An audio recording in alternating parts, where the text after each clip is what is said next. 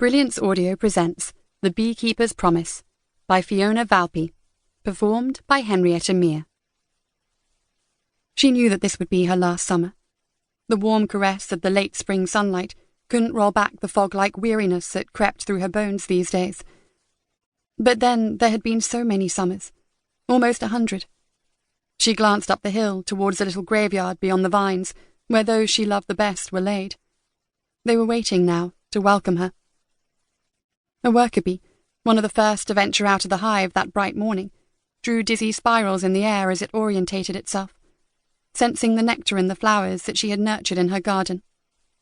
It circled around her, drawn by the scent of beeswax and honey that saturated her age-soft skin.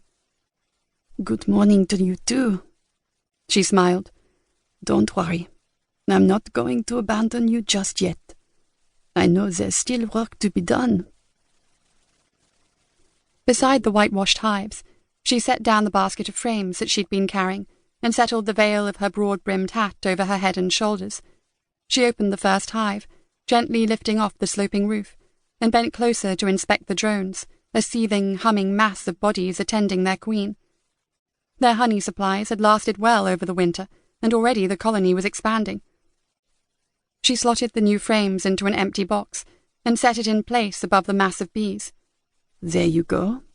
Room for expansion," she told them, "and for this summer's honey." Working methodically, she attended to each hive in turn. When she'd finished, she paused, stretching her back to ease the ache from the effort of lifting the boxes of frames.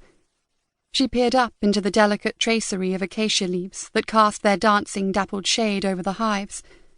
Any day now, they would burst into flower, and the cascades of clustered white blossom would turn the trees silver, and then the bees would drink their fill of the sweetest nectar of all. Her jars of acacia honey would be like bottles of summer itself, sweet and golden. She smiled to herself. Yes, there had been so many summers, but just one more would be a gift.